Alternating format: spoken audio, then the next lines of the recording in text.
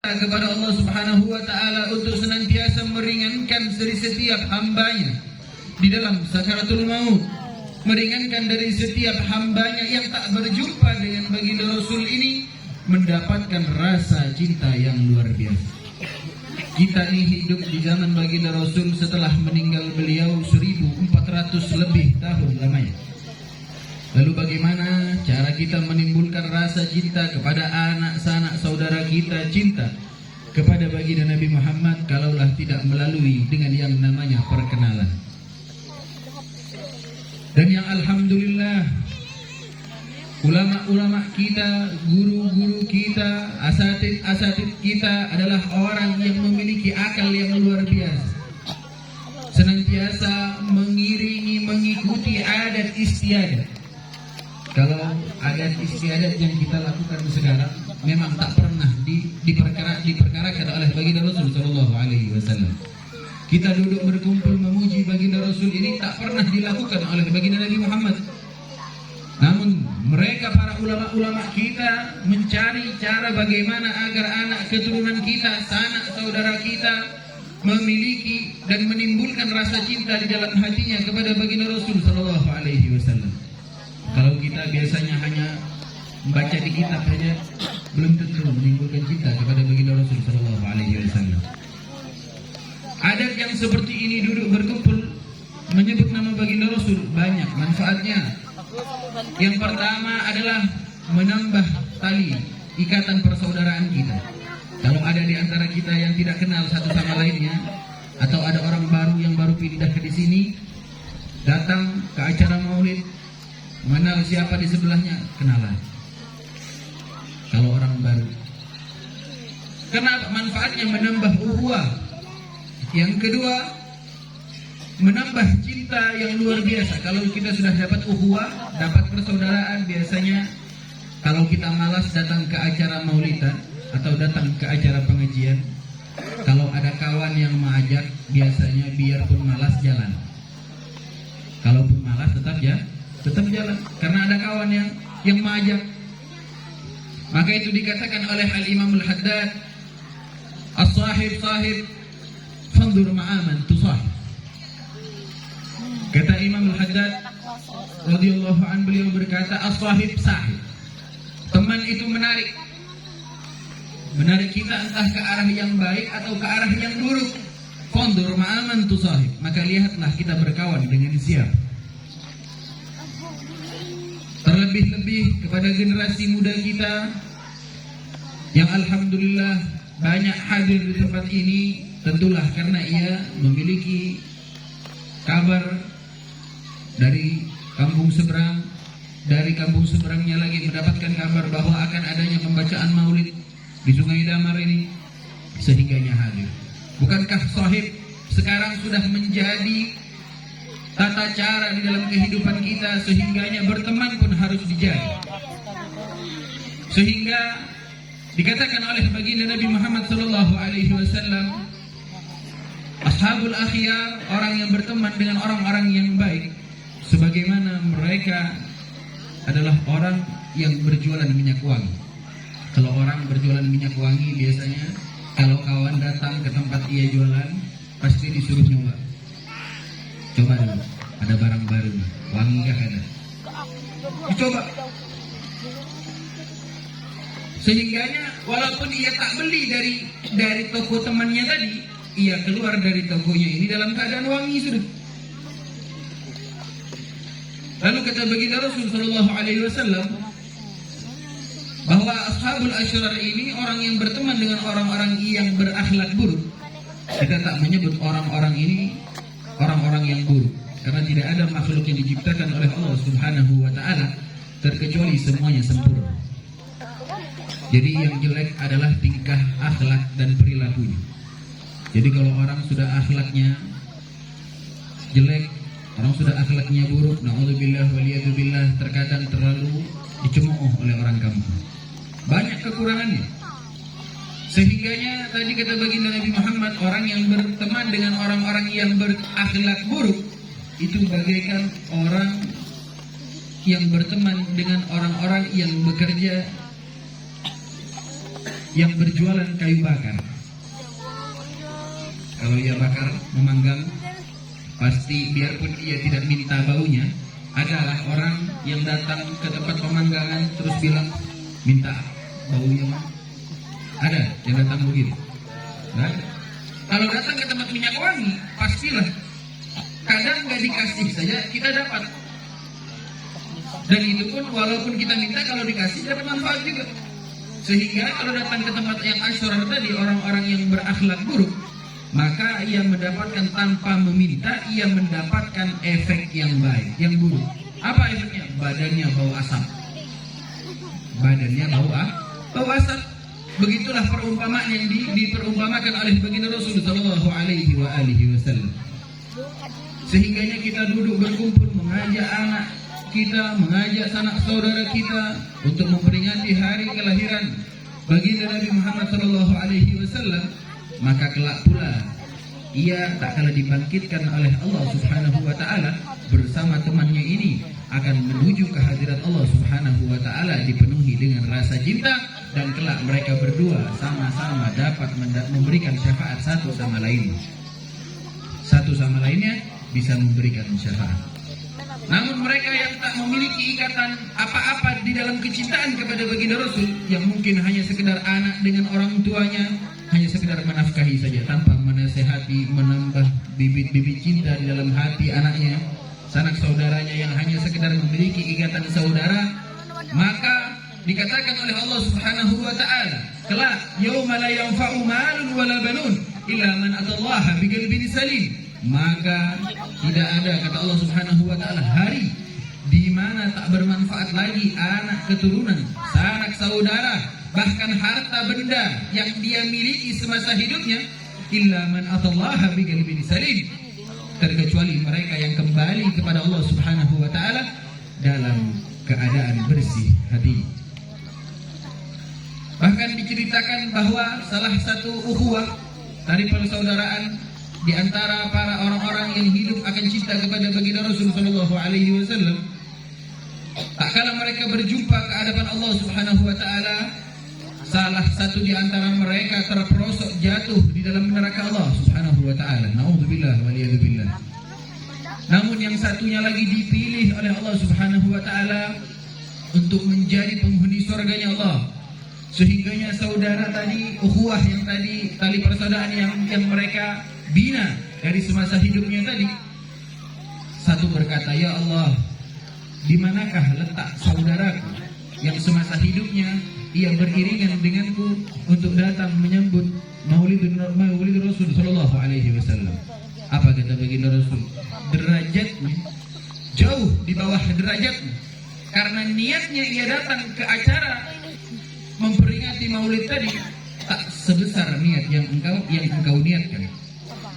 Jadi kalau kita datang ke acara Maulid, maka benarkanlah niat kita.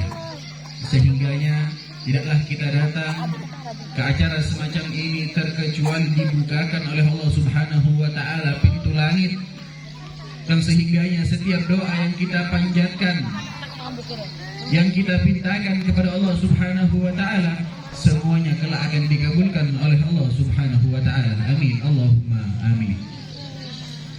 Jadi kalau kita datang ke tempat Maulid ini, banyak-banyak berdoa, banyak-banyak bermunajah kepada Allah Subhanahu wa taala.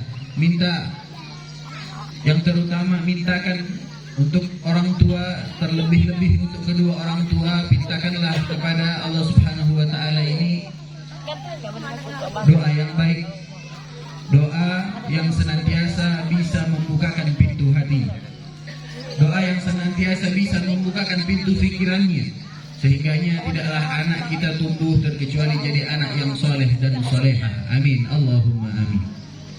Minta sama Allah Ta'ala, karena dikatakan oleh baginda Rasul sallallahu alaihi wasallam, pintu bermunajat kepada Allah Subhanahu wa taala ini dibuka di beberapa waktu saja, dan orang tua adalah yang bisa membuka pintu gobul dari Allah Subhanahu wa taala setiap hari, setiap waktu.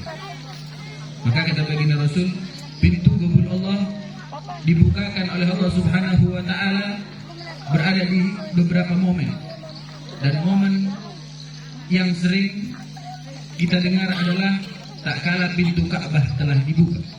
Kalau kita dengar di Mekah pintu Ka'bah sudah dibuka, minta pilihan Allah Subhanahu wa taala. Kalau kita melihat di TV, mendengar di mana, melihat di status pintu Ka'bah hari ini dibuka, minta sama Allah Subhanahu wa taala, karena waktu itu waktu istijabah. Jadi semua doa yang kita panjatkan insya Allah dikabulkan oleh Allah Subhanahu wa taala di saat itu. Dan yang kedua, kenapa orang tua bisa membuka pintu istijabah setiap waktu? Tak kala ia memandang anaknya dengan pandangan rahmat. Kalau kita melihat anak kita main, kita pandang dengan pandangan kasih sayang. Di saat itu Allah Subhanahu wa taala membuka pintu permintaan Allah Subhanahu wa taala, dan akan Allah kabulkan senantiasa doa yang dipanjatkan oleh orang tua kepada anak. Jadi di saat kita kalau melihat anak kita main, anak kita kemana, atau terlebih biasanya kalau kita melihat anak kita tidur siang gitu, maka di saat itu mintakanlah kepada Allah Subhanahu wa taala, ya Allah, semoga anak saya menjadi anak yang soleh dan soleh. Ya Allah, semoga anak saya menjadi anak yang tumbuh dalam cinta kepada baginda Nabi Muhammad SAW. Minta sama Allah Subhanahu wa taala agar senantiasa tidaklah kebiasaan ini menjadi adah bagi kedua orang tua, dan menjadikan anak keturunan mereka bibit-bibit yang kelak akan menjadi pasak di dalam agama Islam, mendirikan agama baginda Nabi Muhammad SAW. Kalau kita jarang, sudah tidak pernah lagi minta sama Allah Subhanahu wa taala, maka kita sama dengan mempercepat hari kiamat. Kalau hendak kiamat masih lawas lagi, banyak berdoa. Namun mau cepat kiamatnya, terus berdoa lagi, berharap dengan diri sendiri. Kenapa? Karena dikatakan bahwa ad-dinu bada'u ghariban wa sayaudu ghariban. Kata baginda Rasul sallallahu alaihi wasallam, agama Islam ini diawali dengan sesuatu banyak hal keanehan. Anehnya apa? Aneh Islam ini bagi orang Quraisy. Kenapa mereka ibadahnya pakai tungging, sujud, ruku dan segala macam? Wa sayaudu ghariban, kata baginda Rasul, akan kembali menjadi hal yang sangat aneh bagi kita, terlebih orang-orang Islam itu sendiri. Jadi kalau dulu Islam itu aneh karena orang Quraisy belum mengenal agama Islam, namun kelak di akhir zaman agama Islam ini menjadi aneh karena anak keturunan bagi orang-orang tua terdahulunya tak mengajarkan akan syariat Allah Subhanahu wa taala. Banyak terjadi, bahkan dikatakan, oh kalau batal puasa sengaja ini dosa kah? Sembahyang meninggalkan secara muta'ammid dan secara sengaja dosa kah? Sehingga yang menjadi hal yang sepele bagi kelak anak keturunannya meninggalkan ibadah sholat. Menjadi hal yang sepele bagi anak keturunannya untuk meninggalkan puasa. Menjadi hal yang sepele bagi anaknya meninggalkan zakat. Sehingga na'udzubillah wa iyadzubillah, orang tua yang telah melahirkannya pula dilupakan olehnya, tidak lagi didoakan. Demi Allah, amal kita ini di hadapan Allah tidaklah banyak. Amal kita ini di hadapan Allah tidaklah semelimpah amal ibadah mereka umat-umat terdahulu. Namun Allah Subhanahu wa taala ini mengutus baginda Rasul sallallahu alaihi wasallam memberi beberapa amalan, memberikan beberapa yang sekiranya amalan itu dapat digandakan, bahkan sekali saja membacanya digandakan oleh Allah Subhanahu wa taala. Sehingganya dikatakan oleh Bani Israel, nabi-nabi Bani Israel berkata kelak, kata Nabi Allah Musa alaihissalam, tak kala seorang ibu meratapi anaknya yang baru saja meninggal berumur 300 tahun. Jadi umur 300 tahun di zaman Nabi Allah Musa itu masih kanakan lagi meninggal, masih kecil lagi anak itu meninggal. Kata Nabi Allah Musa, kenapa engkau menangisi meratapi kematian anakmu, wahai perempuan? Ketahuilah wahai Nabi Allah, sesungguhnya anakku baru saja meninggal umurnya 300 tahun. Maka kata Nabi Allah Musa, ia berkata, kelak di akhir zaman akan datang seorang nabi yang dimana umatnya umurnya tak lebih dari 60 sampai 70 tahun lamanya. sampailah kita di zaman yang disebut oleh Nabi Allah Musa alaihissalam. Sehingganya, namun amal-amal yang dibawa oleh kita sebagai umat baginda Rasul Sallallahu Alaihi Wasallam digandakan oleh Allah Subhanahu Wa Taala. Contoh di dalam bersolawat, karena kita memasuki bulan Rabi, biasanya kalau di negara Arab, terlebihnya di kota Hadramut, biasanya guru mulia kami Al Habib Umar bin Muhammad bin Salim bin Habib menciptakan salah satu solawat yang harus dibaca di setiap tahunnya. Ini berbeda solawat. Beberapa solawat dibeda-bedakan oleh Habib Umar dan dibaca paling tidaknya dihabiskan dalam satu bulan ini biasanya 3.000 saja. 3.000 saja solawatnya dibaca. Karena haruslah kita seorang murid memiliki keyakinan yang luar biasa kepada guru, karena kelak beliaulah yang akan mendatangi kita, menerima kedatangan kita dari dunia ini.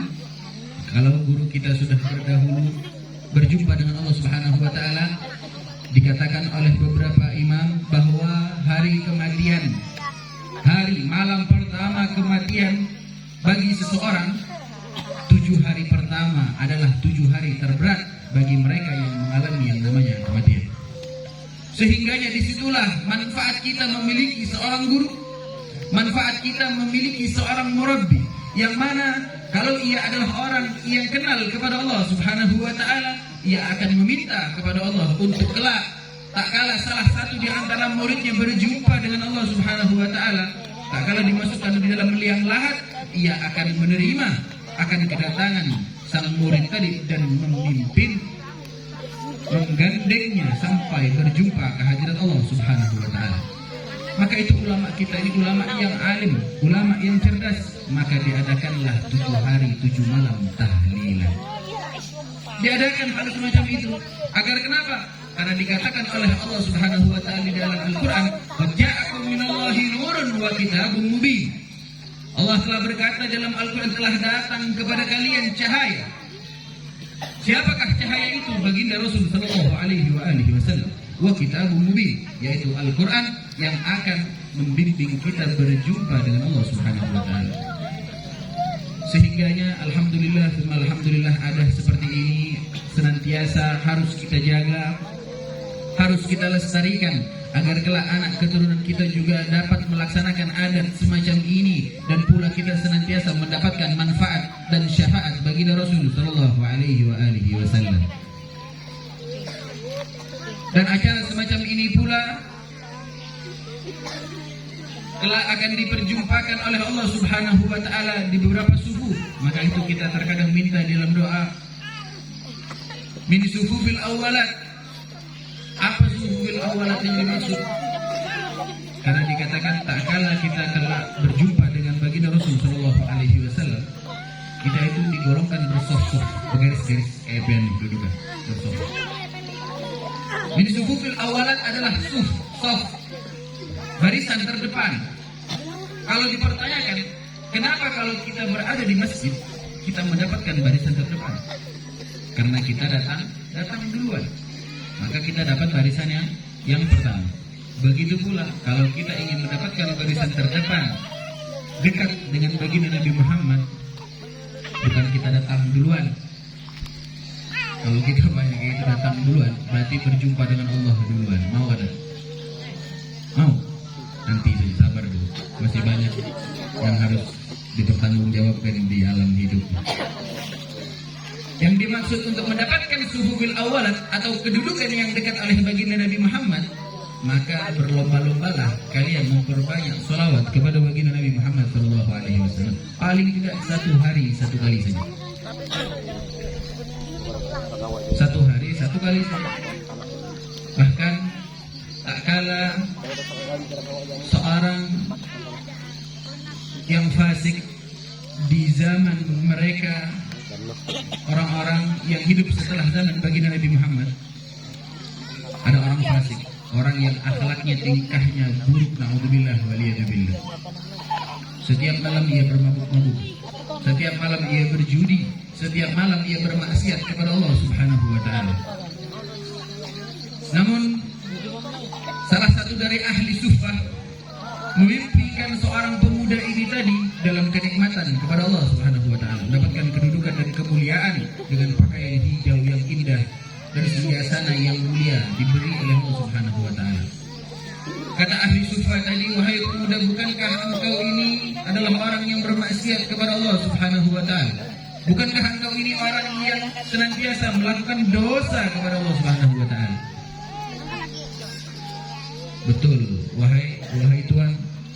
Cuman biasanya sebelum aku menjelang tidurku, aku senantiasa dalam keadaan merebahkan diriku, aku bersolawat kepada baginda Rasul Shallallahu Alaihi Wasallam sebanyak 100 kali sebelum tidur. Sebelum tidur, pemuda ini tadi bersolawat kepada baginda Rasul sebanyak 100 kali. Namun aku di saat bangunku setelah tidur, memang aku kalah akan nafsuku, namun aku buat diriku ini lelah akan bermaksiat kepada Allah Subhanahu wa taala. Ketika badanku sudah lemas, maka aku meminta kepada badan ini untuk bersolawat kepada baginda Rasul Shallallahu Alaihi Wasallam sebanyak 100 kali. Itulah sebabnya kenapa aku mendapatkan kenikmatan yang saat ini engkau lihat. Berarti kita tidak berhak untuk menghakimi siapa di antara kita orang-orang yang bermaksiat kepada Allah selagi ia masih hidup, selagi ia masih bisa bertaubat. Maka dikatakan oleh baginda Rasul Shallallahu Alaihi Wasallam, "Yuqbalu taubata abdi ma lam yaghargir." Masih diterima taubat seorang hamba oleh Allah Subhanahu wa taala tak kala nyawanya masih belum sampai di kerongkongan. Berarti selagi dia masih sehat, selagi dia masih bisa beraktivitas, walaupun dia bermaksiat kepada Allah Subhanahu wa taala, jangan pernah sekalipun kita menghakimi, karena malaikat yang berada di sekitar kita akan mengaminkan doa seburuk apapun yang kita panjatkan untuk orang yang kita lihat tadi. Naudzubillah wa biyadubillah, bisa terjadi hal itu terbalik kepada kita. Karena pernah di dalam satu riwayat diceritakan di zaman Bani Israel. Bani Israel ini adalah zaman sebelum baginda Rasul Shallallahu Alaihi Wasallam diutus menjadi seorang nabi. Sudah banyak para wali min auliyaillah di zaman itu, orang yang memiliki kedekatan kepada Tuhan Musa dan Tuhan Isa, yaitu Allah Subhanahu wa taala. Banyak sudah. Sehingganya pernah salah satu orang yang berkhalwah, kita menyebutnya berkhalwah, kalau kita menyebutnya itu apa? Bertirakat, menyendiri, berdoa kepada Allah Subhanahu wa taala. Kalau turun dari tempat dia beribadah itu awan menaungi di atasnya. Wah, mantap. Jadi setiap jalan ada panasan lagi, dinaungi oleh awan tadi. Setiap kemana ia berjalan, awan berada di atasnya. Satu waktu ketika ia mengarah ke arah pasar ini biasanya kalau di pasar ini sudah isinya macam-macam sudah. Sehingga ketika datang dari arah pasar, melihat suatu orang yang digolongkan oleh orang-orang kampung dari min ahlil fasik, dari orang-orang yang memang kerjaannya ini bermaksiat kepada Allah. Jadi diisi bagus itu, maksiat terus. Kenapa? Karena ia memandang dengan pandangan yang merasa akan tak mau matanya yang digunakan untuk beribadah kepada Allah, ia memalingkan wajahnya. Karena sudah berpapasan di jalan tadi, ia malingkan wajahnya. Dan orang yang dari orang fasik tadi, orang yang berakhlak buruk tadi, pula memandangkan pandangannya. Ketika berpapasan dengan orang tadi, maka awan yang menaungi orang ahli ibadah tadi berpindah menaungi orang yang fasik tadi. Maka di saat itu diketahui bahwa sesungguhnya orang yang ahli maksiat tadi memandang kepada orang yang ahli ibadah ini dengan pandangan malu akan kepada Allah Subhanahu wa taala. Malu kepada Allah Subhanahu wa taala karena dirinya bermaksiat saja, sedangkan orang yang ia lihat ini beribadah kepada Allah Subhanahu wa taala. Malu. Sehingganya orang yang ahli ibadah ketika memandang kepada orang yang berakhlak buruk tadi dan memalingkan pandangannya dengan dasar benci dan tak ingin melihat pandangannya kepada orang yang bermaksiat kepada Allah Subhanahu wa taala. Karena kemuliaan tadi awan itu berpindah mengikuti orang yang ahli maksiat, meninggalkan orang yang ahli taat tadi. Karena apa? Karena niat di dalam hatinya setiap dari mereka berbeda, dan yang satu karena Allah, yang satu karena nafsunya. Sehingga tidak pantas kita menghakimi mereka yang bermaksiat di depan kita. Bahkan kata ulama mengatakan, tak kala aku melihat salah satu di antara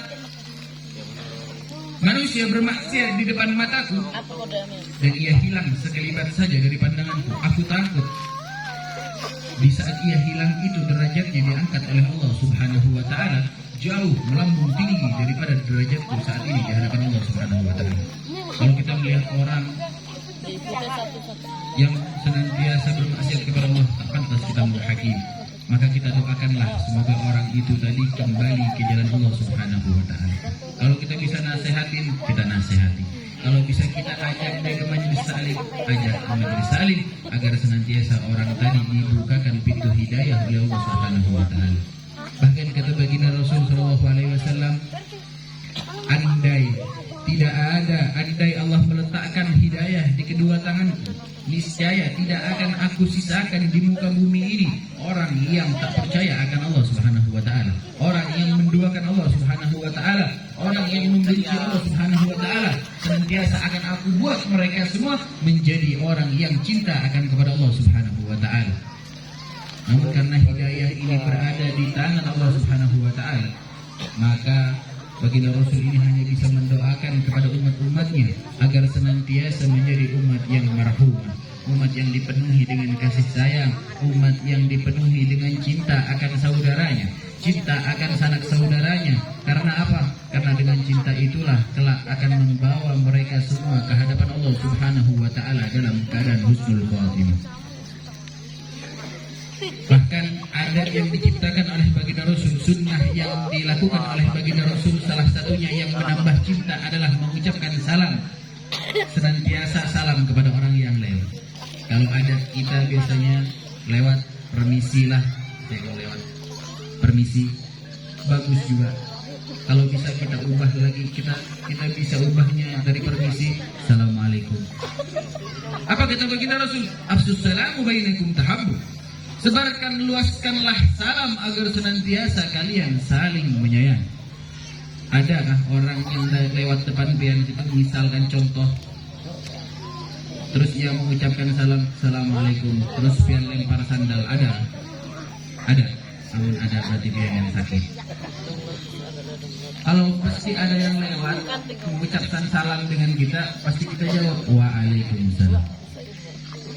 Dan pasti kita ketika orang tadi bertemu lagi dengan kita di salah satu tempat, kita tahu orang ini tidaklah orang yang berakhlak buruk. Kenapa? Karena ada istiadahnya saja kepada orang tak kala ia lewat, ia menggunakan adah istiadahnya baginda Rasul sallallahu alaihi wasallam. Sehingganya tidaklah kita ini aktivitas di dalam keseharian kita terkecuali kita mengikuti apa yang dibawa oleh baginda Rasul sallallahu alaihi wasallam. Bukankah baginda Rasul sudah mengajarkan dalam kitab Bidayatul Hidayah karangan Imam Ghazali?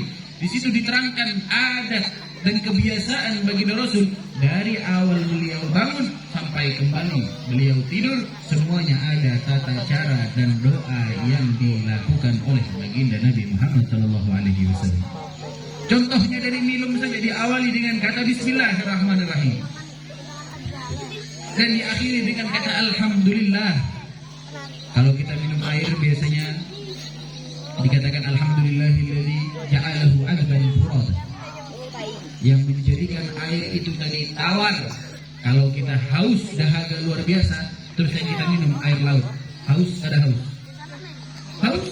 Kalau kita tidak punya air tawar, kalau air atau air tawar yang kita minum tiba-tiba berubah jadi asin, maka haus tadi tidak akan hilang, tambah haus lagi kita.